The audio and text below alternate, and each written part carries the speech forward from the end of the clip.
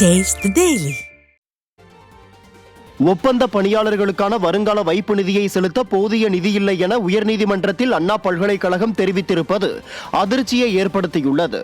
கோயம்புத்தூர் அண்ணா பல்கலைக்கழகத்தில் பணிபுரியும் ஒப்பந்த தொழிலாளர்களுக்கு வருங்கால வைப்பு நிதி 2,44 லட்சம் ரூபாய் முறையாக செலுத்தவில்லை என தொழிலாளர்கள் தொடர்ந்த வழக்கில் நிலுவையில் உள்ள 30 விழுக்காடு, அதாவது 73 லட்சம் ரூபாயை டெபாசிட் செய்ய தனி நீதிபதி உத்தரவிட்டிருந்தார். இந்த நிலையில் கோயம்புத்தூர் அண்ணா பல்கலைக்கழகத்தில் போதிய நிதி ஆதாரம் இல்லை, வெறும் 10% மட்டுமே அந்த ஒப்பந்த தொழிலாளர்களுக்கான வருங்கால வைப்பு நிதியில் செலுத்த முடியும் என கூறியுள்ளது.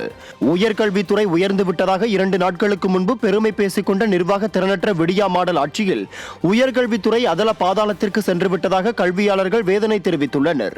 சென்னை பல்கலைக்கழகத்தை தொடர்ந்து அண்ணா பல்கலைக்கழகமும் நிதி நெருக்கடியில் தள்ளாடுவது கல்வியாளர்களை அதிர்ச்சியில் ஆழ்த்தியுள்ளது. திண்டுக்கல் மாவட்டம் வடமதுரை அருகே 1 லட்சம் கொடுத்தால் 1 கோடி திருப்பி தருவதாக கூறி ஏமாற்றியவர் மீது நடவடிக்கை எடுக்க கோரி எஸ்பி அலுவலகத்தில் புகார் அளித்துள்ளனர். முட்டனப்பட்டி கிராமத்தை சேர்ந்த பெருமாள் உறவினர்கள் மற்றும் பொதுமக்களிடம் மத்திய மாநில அரசின் உதவியுடன் அறக்கட்டளை வைத்து நடத்துவதாக கூறி 1 லட்சம் ரூபாய் தருபவர்களுக்கு 1 மாதத்தில் 1 கோடி ரூபாய் திரும்ப தருவதாக கூறியுள்ளார். இதை நம்பி சிறுக சிறுக சேகரித்த பணத்தை கொடுத்த நூற்றுக்கணக்கான கிராம மக்கள் 5 வருடங்களாகியும் பணத்தை திரும்ப தராமல் ஏமாற்றியதாக பெருமாள் மீது காவல் நிலையத்தில் புகார் அளித்துள்ளனர். ஆனால் போலீசார் எவ்வித நடவடிக்கையும் மேற்கொள்ளாமல் அலட்சியம் காட்டுவதாக அவர்கள் குற்றம் சாட்டியுள்ளனர். இது போல் நாங்கள் 8,10,000 ரூபா கொடுத்துருக்குங்க. இதனால் வரைக்கும் நம்ம சொந்தத்திலனால கேட்கக்கூடாதுன்னு பார்த்தேங்க. இந்த 10 நாளைக்கு முன்னால் கூட போனேங்க. போய் கேட்டதுக்கு அவர் ரொம்ப தவறான முறையில் பேசிட்டு அவன் மகனும் மிலிட்டரியில் வேலை பார்க்குறவனும் அடிக்க வந்தாங்க. நான் என் பையன்கிட்ட சொன்னேன், இந்த மாதிரி விஷயம் சொல்லாமல் சரி நீ வாப்பா பேசிக்கலாம் அப்படின்னு. இன்று வரைக்கும் பணம் தரேன்னு சொல்லிட்டு ஏமாற்றிக்கிட்டே இருக்காருங்க. 5 வருஷம் ஆச்சுங்க. நாங்கள் போலீஸ் ஸ்டேஷன்லேயும் கம்ப்ளைண்ட் பண்ணியிருக்கோம், எரியோடு போலீஸ் ஸ்டேஷனில் கம்ப்ளைண்ட் பண்ணியிருக்கோம். அங்கேயும் இன்னும் ஒரு 10 நாளில் தரேன்னு சொல்லிட்டு அங்கேயும் எழுதி கொடுத்து போனாங்க. நாங்களும் அங்கேயும் 2 டைம் போயிட்டு வந்தோம். திரும்பி அங்கேயும் எந்த நடவடிக்கை எடுக்கவும் இல்லை.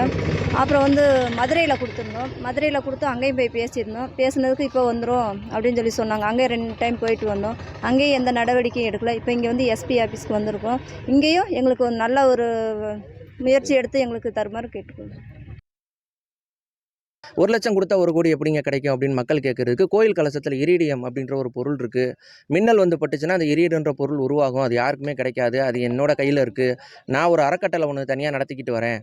அதனால் இந்த ரூபாய் என்கிட்ட நீங்கள் கொடுத்தீங்க அப்படின்னா இந்த 1 லட்சம்ன்றது உங்களுக்கு பல மடங்கு ரூபாயா 10 கோடி ரூபாயா கிடைக்கும், 1 கோடி ரூபாயா கிடைக்கும் அப்படின்னு சொல்லி ஆசை வார்த்தை காட்டி இந்த நடுத்தர மக்கள்கிட்ட போய் வாங்குறாங்க. அப்போ வாங்குறது என்ன பண்ணுறாருன்னா, ஃபஸ்ட்டு மெம்பராக இருக்கணும், மெம்பருக்கு ஒரு அமௌண்ட்டு, அடுத்து நீங்கள் ஒரு அமௌண்ட்டு கொடுங்க அப்படின்னு சொல்லி மொத்தமாக வாங்குற. அப்படி அப்போ ஒவ்வொருத்தரும் பார்த்தீங்கன்னா மினிமம் தான் 1 லட்ச ரூபா, மேக்ஸிமம் பார்த்தீங்கன்னா 10 லட்ச ரூபா கொடுத்துருக்குறாங்க. மத்திய அரசு இது எங்களுக்கு சப்போர்ட் அவங்க தான், சென்ட்ரல் கவர்மெண்ட்டில் இருந்தால் எங்களுக்கு இந்த ஃபண்டே வருது, அதுவும் ரிசர்வ் பேங்க் தான், ரிசர்வ் பேங்க்கில் இருந்தால் எங்களுக்கு பணம் வருது அப்படின்னு அவர் சொல்லக்கூடிய ஆடியோ ஆதாரங்களும் இருக்குது.